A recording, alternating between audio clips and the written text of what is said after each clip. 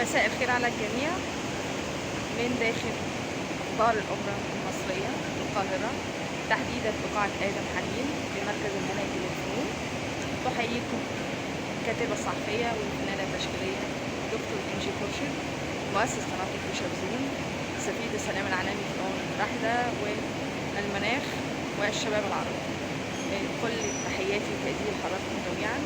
فاسمحوا لي ان انا بدعيكم وبدعي كل متابعيني واصدقائي واساتذتي الكرام لحضور معرض فني غدا باذن الله الافتتاح بدار الاوبرا المصريه.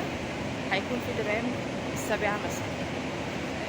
فانتظاركم جميعا باذن الله، تيجوا تنورونا وتشرفونا، ووعدكم ان شاء الله بمعرض مميز جدا.